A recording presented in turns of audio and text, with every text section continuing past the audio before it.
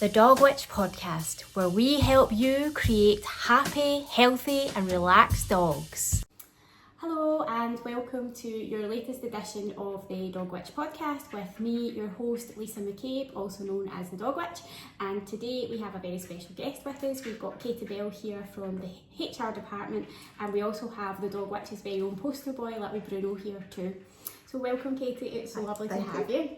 Thanks for having me. So initially at the start of our chats, we talk about what we're drinking. So what have you chosen to drink today?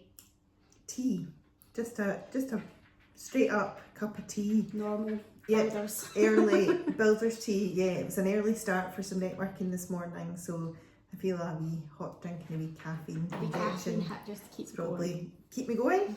So I have some peppermint tea. It's no secret that I have diabetes, and a Wednesday morning is my injection, my medication injection. So yeah. I find that the herbal tea helps to kind of just sort my stomach out after the medication. So that's what I'm drinking today. So we will now dive in and find out all about you. So if you would like to give us a wee intro into you and your business. Sure. So yes, I'm Katie Bell and my business is the HR department. The business is nearly 2 years old, and I provide outsourced HR to small businesses primarily in the south side of Glasgow, although I'm looking to expand this year. It's pretty exciting. You heard it here first. So basically you help keep small businesses legal. I help them keep them legal with regard to their people stuff, so contracts of employment, policies, that kind of thing. But I think HR is a lot more than just the legal compliance, and businesses can, I guess, think that they've got that stuff covered. Often people come to me when there's a problem, which I can definitely help if there's a problem, but also there's so many opportunities to do things proactively for employees and think about, well, how are we driving the business forward through motivating employees to deliver the best performance, and what does that actually look like in terms of managing performance or rewarding those really great outcomes.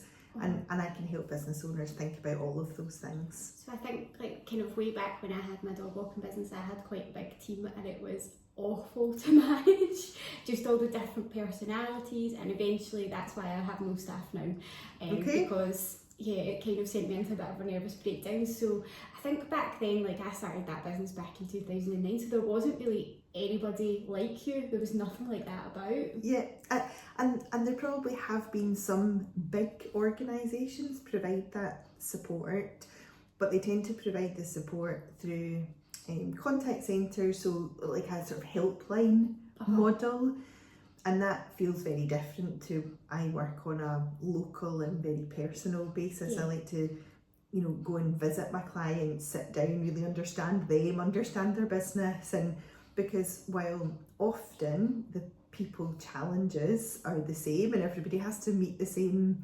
legislation changes and these kind of things, actually people's businesses are different, and actually the way that they want to approach things will be different. Having that little bit more one-to-one but kind of bespoke service and that personality, rather than just speaking to someone on the end of a phone. Yeah, and bringing, so I do think that I like to have a bit of fun at work, and it's really important to, I suppose, bring that human into the human resources, and totally. Be able to do things while having some of it can be pretty serious or pretty dry, and being able to be quite light-hearted and sort of sensible, practical with it as well. Yeah, totally, because I think some people can kind of go, HR, they're like, or, well, that's a bit boring. So if you can add a bit of kind of fun and humour into it as you're going along, then that's definitely the best way forward. At the right times,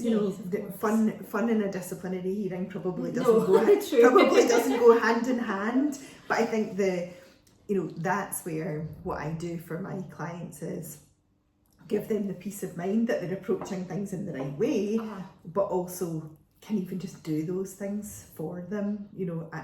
I can, being a step removed, you can deliver a difficult message that perhaps for somebody who works day in, day out finds that very difficult to do. Yeah. I mean, that for me, I would have loved someone to come in and be able to kind of take the lead on some of those things, because having to have those difficult conversations often led to a difficult work environment, and it was just, and I'm such an introvert that I just wanted to run away and hide in the cupboard. So having someone there that can have those conversations without you actually having to get involved is amazing. And support business owners and managers to think about, well, it's much easier to have those conversations if you've set the expectations, because it's much easier to say you're not meeting this standard that's set out clearly here on something that I've trained you on, than to say I've decided that it doesn't feel like you're doing what you should be doing. And so it sometimes is the take 2 steps back and make sure that you've set the expectations in the first I suppose place. it's all about like making sure that you've got the policies and procedures in place, which I did have. I was just a big bundle of nerves running away. So tell us, like, how did you get involved in this? Is this what you've always done? Is it what you've always wanted to do? So I had probably quite a traditional route from school into university, and then from university I then went straight in to do a postgrad in HR. Okay. Actually suggested by my mum. Right. So probably, she obviously knew me well. She introduced me to somebody she worked with, whose wife, I think, worked in HR. I met with her. She told me a bit about her job, and I thought, oh yeah, that sounds good. And did my postgrad. And, and now, 25 years on, when I reflect on that, I think my mum obviously did know me well and knew that it would be something. Knew me well, but also, it was quite a practical course. And then I went into, worked in a variety of different businesses. I've worked in some really big brands. So I've worked for Thompson Holidays. Okay.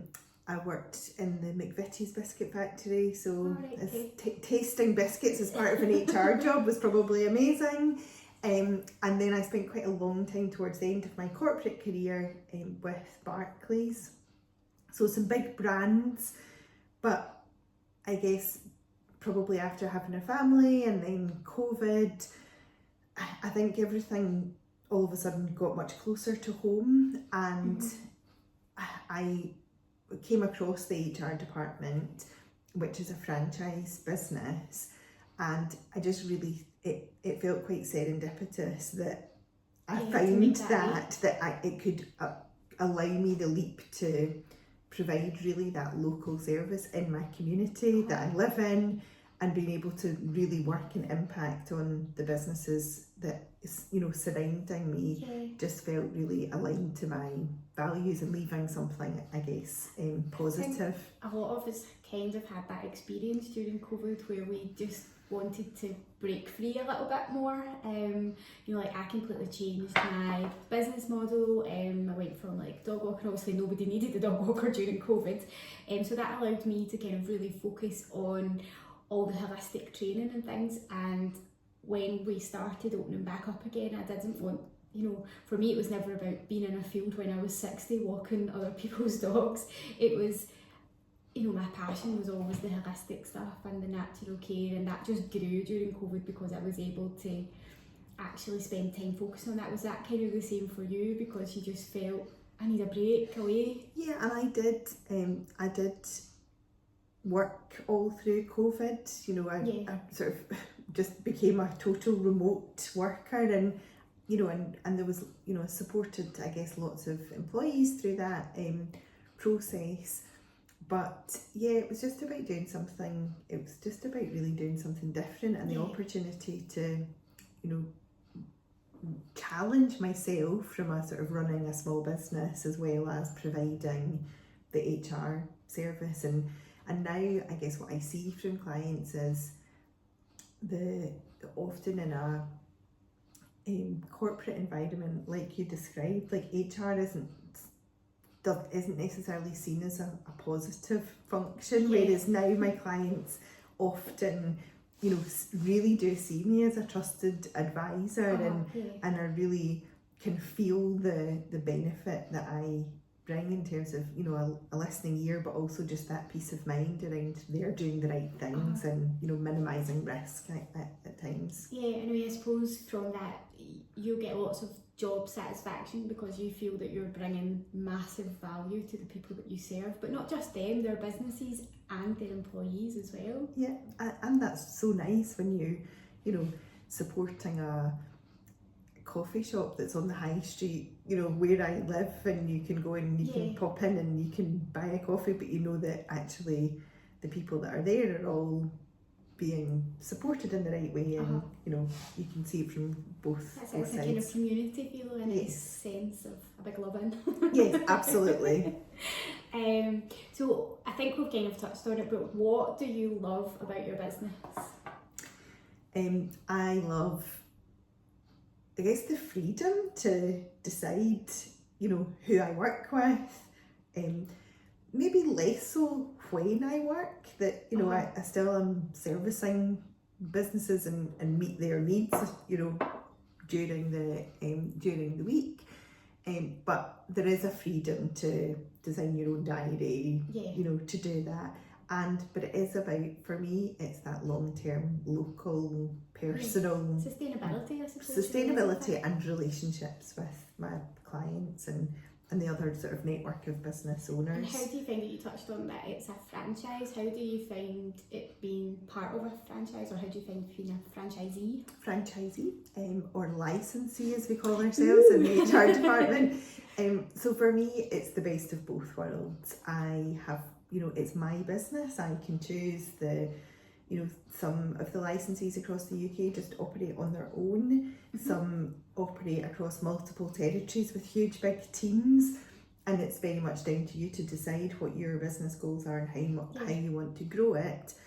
But there's always help, you know, so HR, often you get questions that you know, you've dealt with something once, you've dealt with it 5 times, and then all of a sudden you get a query and you think, there's something a bit unusual about that we've got, you know, I've got the mechanism to, you know, essentially ask, you know, 70 other licensees across the UK for some support.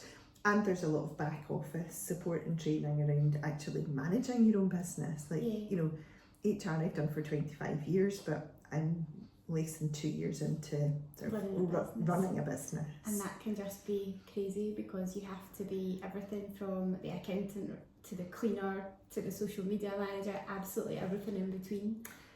And my skills definitely vary across those disciplines. Yeah, me too. Yeah, that's the goal for me, is to eventually have someone to take on all my social media, just pass it over and say, there you go, because I hate it with a passion. Which is hard, isn't it? Because I find myself doing things like, I use social media on a personal level so much less now, because it feels like actually it becomes part of your job.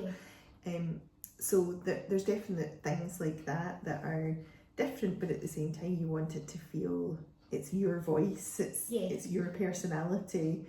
So handing it or outsourcing it, obviously I'm an outsourcer, I'm a fan of outsourcing what you can. Yeah, definitely. But with the balance of, you know, getting you've got to get it your right. voice. Yeah, you've got to get it right. And is there anything that you dislike? I think it's, I guess everything is still a juggle,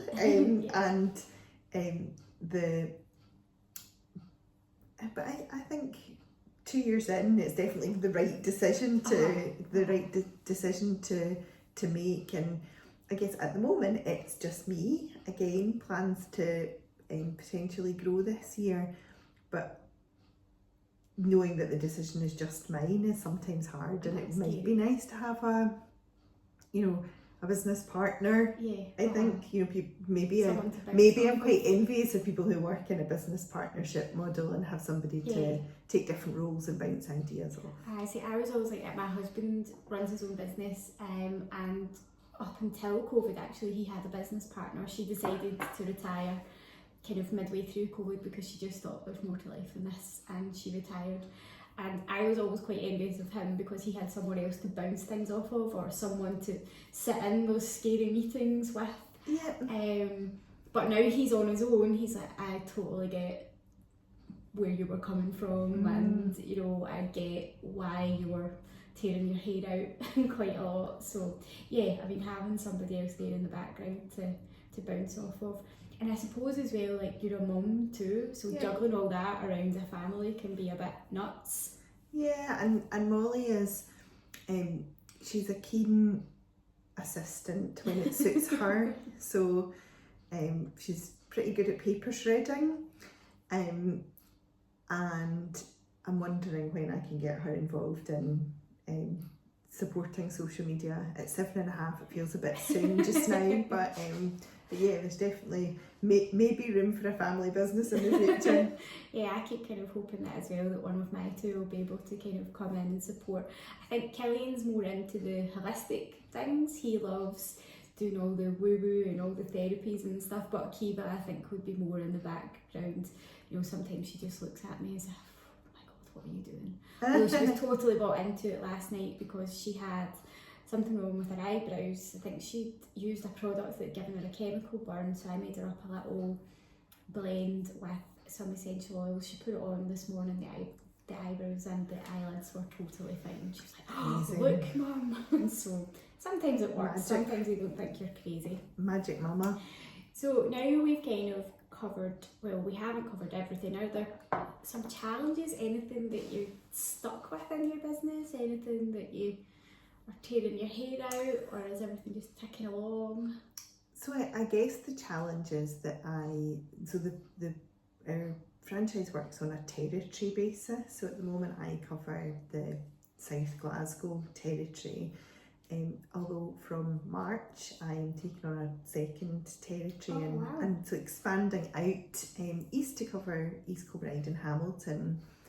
So I guess the challenge for me is growing the business in the tipping point between, you know, what can I do myself versus growing a team and hiring a team. So there's some challenges around when the right time to do that is for the business, to make sure it's sustainable, but also really exciting times in terms of growing the business. Definitely, and that's when we come on to this little one, when we start to talk about, for those of you who are watching on YouTube, Bruno is here, and for those of you listening on our podcast channel, Bruno is Katie's lovely little dog, and he's sitting on her lap cuddling in.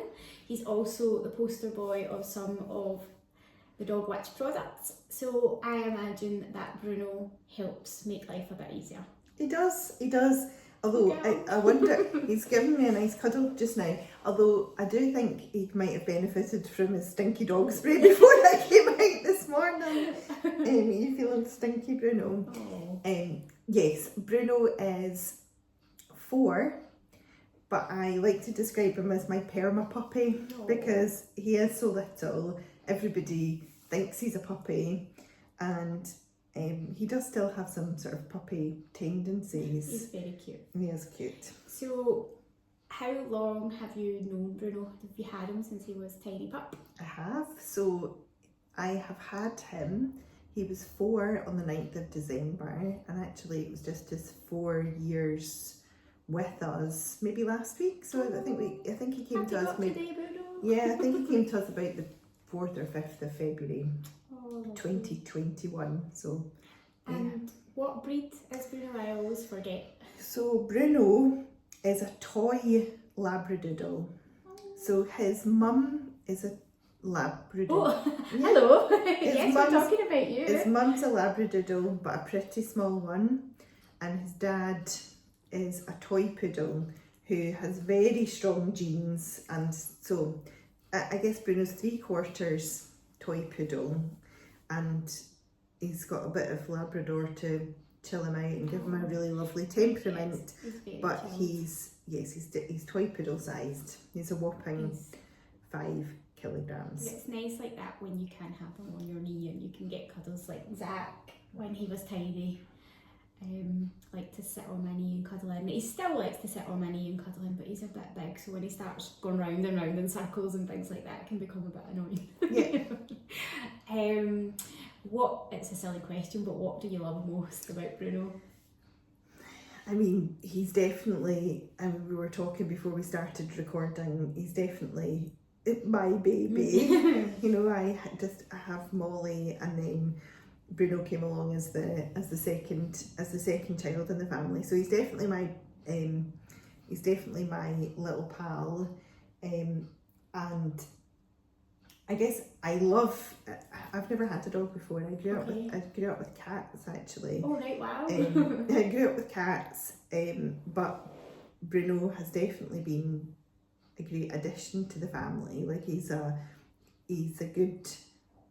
very patient sibling to Molly, actually, who likes to, he's obviously chosen to come up on my knee just now and have a cuddle, but Molly will pick him up and, cuddle him, and he's very patient with her. He's a great family pet. But actually I love he does help me to, it's very easy when you're running your own business that you could get up and sit at your desk in front of the laptop all day and not step away and take a breather. They're very good at letting you know when lunchtime is. But absolutely, and it's time for a walk. 100%. Let's go out and that forcing that discipline around getting out for a decent walk and things. So that's like the impact that he brings to your business as well, because Absolutely. It's like, Mum, you need to take a break, let's go for a walk.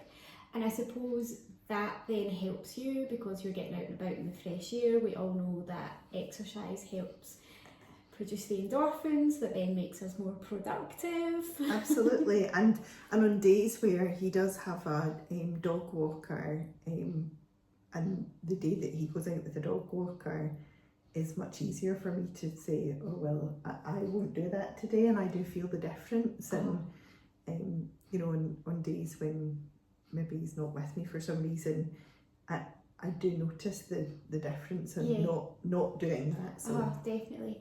I find it as well where days where I've got meetings booked in, and I'm going straight out the house in the morning, Zach kind of looks at me as if, hold on a minute, there's no walking shoes on, what's going on? This wasn't ideal. He's very confused. Because usually I drop my daughter off at school and then we go straight to the park and then we'll come back home and I work, because I find that if I walk Zach first thing, he will sleep for a while, let me get on with some stuff before it's time to go back out. Although Bruno loves a long lie. Oh, does he? He does love a long lie, and to be honest, I haven't dissuaded that, because I think when Molly eventually decides that a long lie is a good idea, I didn't want to find myself in a position of, well, I have to get up because the dog's expecting me up. So Bruno is often just dragged out of, in fact he only got out of his bed to come You're a lazy monkey. to come here this morning, and of course has come straight up on my knee for a cuddle. Oh, no, Zach is very much a typical spaniel. As soon as anyone moves, we're up, we're going out, what's happening, where are we going? So we've talked about all the things that we love about Bruno. Yep. Does he have any annoying habits?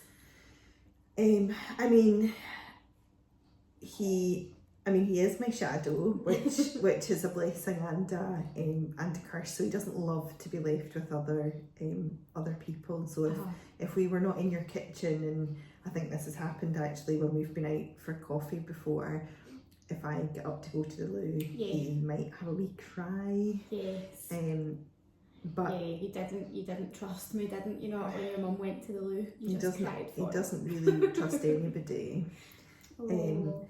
But the benefit of being so little is that I can. So you couldn't leave him outside a shop while you nipped in something. But also he would. I could just usually stick him in my handbag. So given his age, was Bruno a lockdown puppy? Yes. So that would explain some of those those things. Probably, yes. Yeah. And he has always, so he's been out with a dog walker. I should say, there is no reluctance to go with a dog walker. Yeah. In fact, he loves Laura. Oh, they all do. He loves Laura more than me, I think. So yes, he really loves going out with his doggy friends.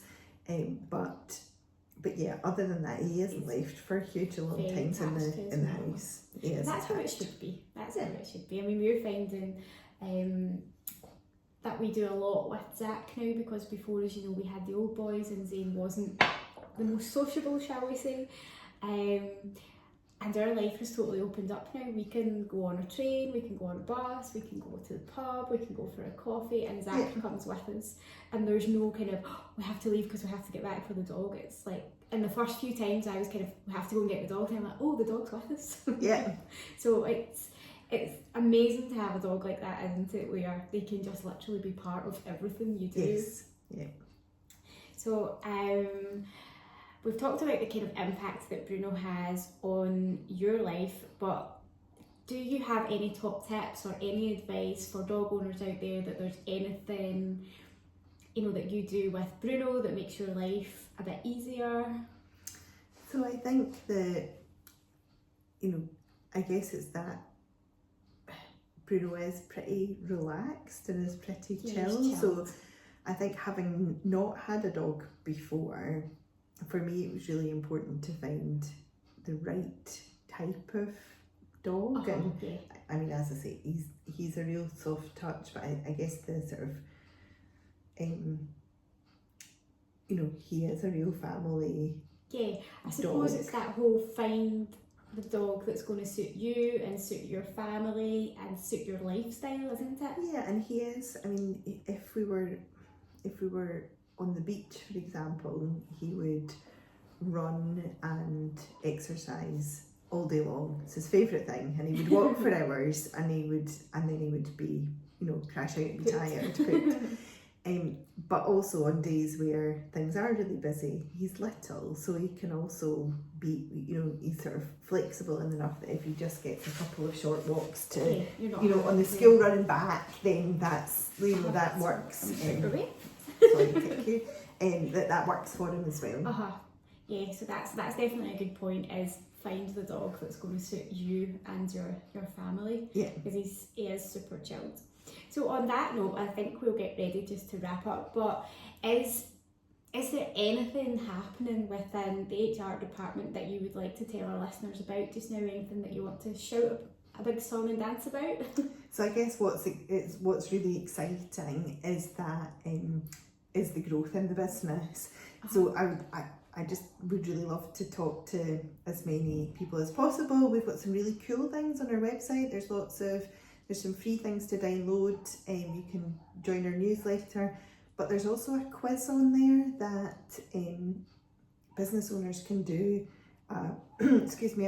Answer a few sort of quiz questions. I'm sure everybody loves a quiz. And then they'll get a personalised report on how their HR is performing. That's really interesting. Which then is also obviously shared with me, and then gives me the opportunity to follow up with people. So maybe we can add a wee link onto that, and it would be great to have people complete that. Just on that note, where can people find you? Shout out about all your links. Okay, so people find me on LinkedIn. I've actually written a post today about the fact that Katie Bell is also a Harry Potter character, and that's not me. But I think if you find me on LinkedIn just as Katie Bell, and then on Facebook I'm the HR department South Glasgow.